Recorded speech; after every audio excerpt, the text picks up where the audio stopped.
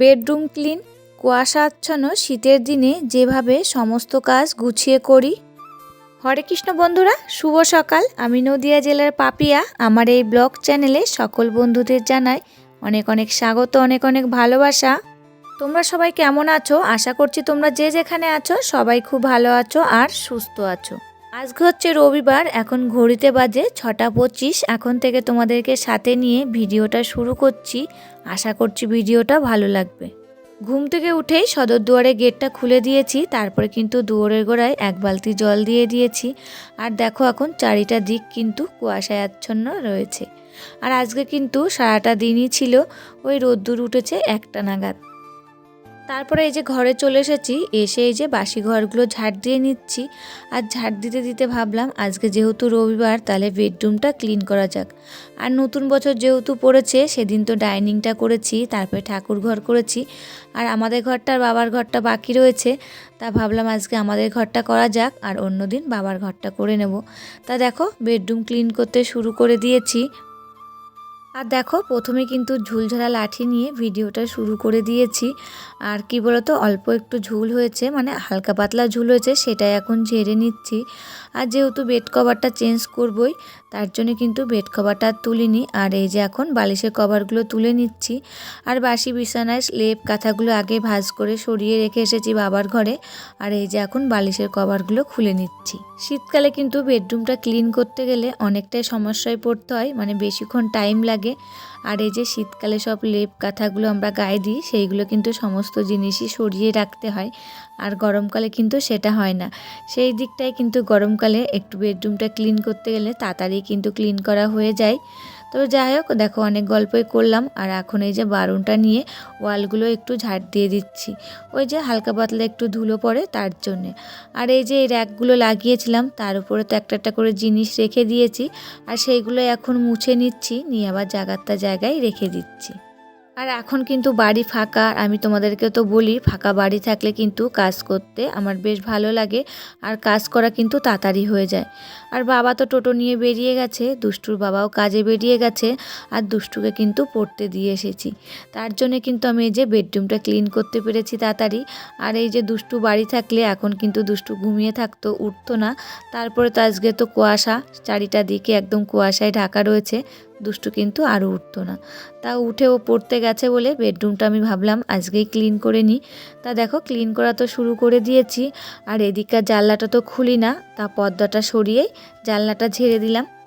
আর এই জানলাটা খুলি না বলতে কি বলতো, মানে প্রথম থেকে খোলা হয়নি জানলাটা, আর এখন কিন্তু জানলাটা খোলা যায় না। আর খোলা গেলেও কিন্তু ওকে আটকানো যায় না। আর এখনও দেখলে ভালো করে কিন্তু আটকানো যায়নি। আর তার জন্যে কিন্তু পিছন দিক থেকে জানলাটায় নেট দেওয়া রয়েছে, তারপরে কিন্তু ওই যে সাদা রঙের যে তাঁবুগুলো কিনতে পাওয়া যায় সেটা দিয়ে আটকানো রয়েছে। তা দেখো তারপরে তো খাটটা সুন্দর করে মুছে নিলাম। আর এখন এই যে টিভিটাও মুছে নিচ্ছি। আর টিভির পাশে যেগুলো র্যাক লাগানো রয়েছে, সেই র্যাকের পরে তো সুন্দর সুন্দর ফুলদানিগুলো রেখে দিয়েছি, সেইগুলো কিন্তু এখন পরিষ্কার করে নিয়েছি। আর যে জায়গাটা এখন পরিষ্কার করছি, সেই জায়গাটায় কিন্তু সেপটা বক্স রাখতাম আগে, তার জন্যে কিন্তু এটা বানানো হয়েছিল। তা এখন কিন্তু সেপটা বক্সটার উপরে রাখা হয় না, ওই যে ট্রেটা রয়েছে ওর উপরেই রাখা হয়। ওইটা যখন টিভি লাগাতে এসেছিলো সেদিন কিন্তু লাগিয়ে নিয়েছি। তা ওইটার ওখান থেকে সরাইনি, ওর পরে সুন্দর সুন্দর জিনিসগুলো সাজিয়ে রেখেছি, দেখতে বেশ ভালোই লাগছে। তা ওই জায়গাটা তো পরিষ্কার হয়ে গেল। তারপরে এই যে ওয়াল আলমারিটা রয়েছে, ওর মধ্যে কটা জামা কাপড় রয়েছে। আর কি বলতো, আর উপরের তাকটায় অনেক কিছু রয়েছে, তা সেটা এখন মুছে নিলাম। আর দেখো তা ভাবলাম যে দরজাটাই কেন বাকি থাকবে, একেবারে দরজাটাও পরিষ্কার করে নিই। তো দেখো দরজাটাও এখন মুছে নিচ্ছি। তারপরে কিন্তু আমি বেড কভারটা তুলে নিয়েছি। তারপরে এই বেড কভারটা তো পাতায় থাকে, তারপরে এই বেড কভারটাও কিন্তু টান টান করে দিয়েছি। তারপরে এই যে একটা ধোয়া কাচা বেড কভার পেতে দিচ্ছি এখন। আর দেখবে একটা ঘরের সৌন্দর্য কিন্তু একটা বেড কভার, সেই বেড কভারটা যদি সুন্দরভাবে টান টান করে পাতা থাকে, ঘরটা কিন্তু দেখতে খুব সুন্দর লাগে। আর তোমরা যারা আমার প্রতিদিন ভিডিও দেখো তারা তো জানোই আমার এই ঘরে কিন্তু বিশেষ কোনো ফার্নিচার নেই, শুধু খাটটা সোফাটা রয়েছে। তা এই খাটটা সোফাটাই কিন্তু আমি সুন্দর করে গুছিয়ে রাখি।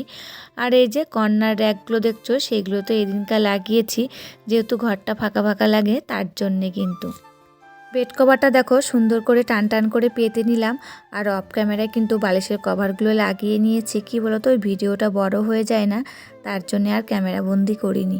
তা বালিশগুলো একটু আজকে অন্যরকম করে সাজালাম। তা কেমন লাগছে বিছানাটা গোছানোর পর তোমরা কিন্তু কমেন্ট করে জানিও বন্ধুরা। আর আজকে কিন্তু এই কম্বলটা আজকে এখানে এরকম করে দিলাম, যেহেতু দেখছি ইউটিউবে সবাই কম্বলটা এরকম করে পাতছে, মানে খাটের উপরে, তার জন্য কিন্তু আমিও আজকে পাতলাম। তা আমার কাছে তো বেশ লাগছিল, তোমাদের কাছে কেমন লাগছে তা একটু কমেন্ট করে জানিও। আর এই যে এখন সোফাটা গুছিয়ে নিচ্ছি, আর সোফার কভারটা তুলে আগে ঝেড়ে নিয়ে আসলাম, তারপরে এখন সুন্দর করে পেতে দিচ্ছি।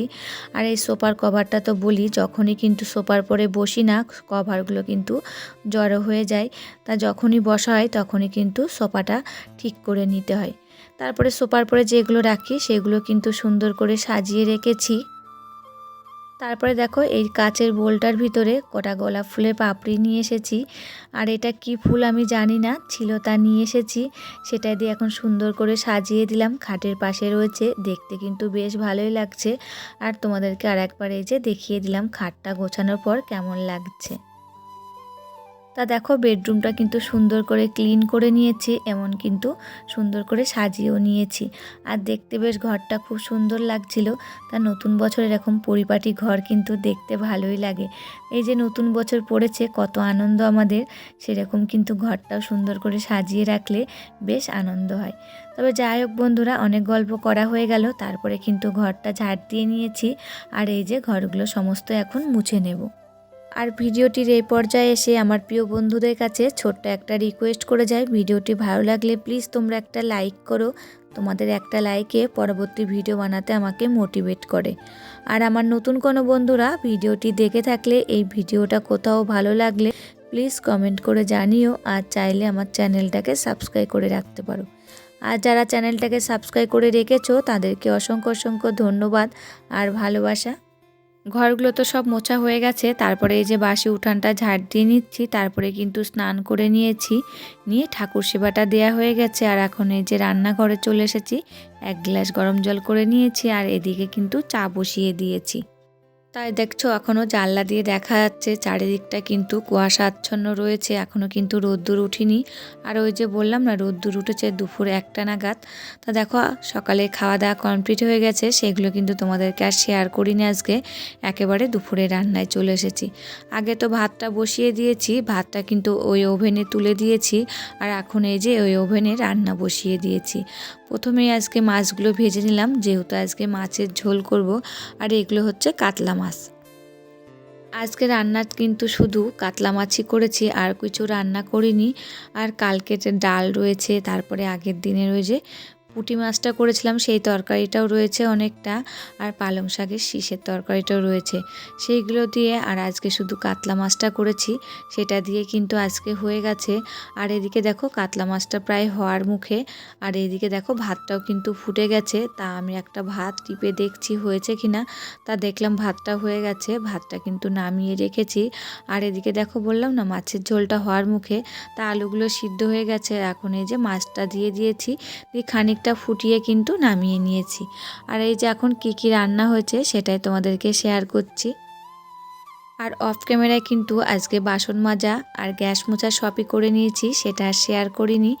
আর এই যে এখন তোমাদেরকে দেখিয়ে দিচ্ছি সমস্ত কাজই কিন্তু আমার কমপ্লিট হয়ে গেছে।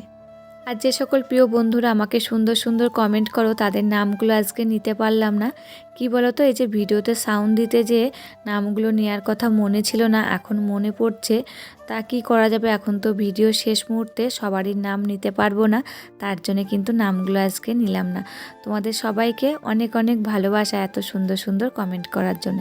তবে আজকের ভিডিওটা এখানেই শেষ করছি, আবার দেখা হবে নতুন একটি ভিডিওর সাথে। ততক্ষণে তোমরা ভালো থাকবে, সুস্থ থাকবে আর সাবধানে থাকবে, পরিবারের সকলকে ভালো রাখবে।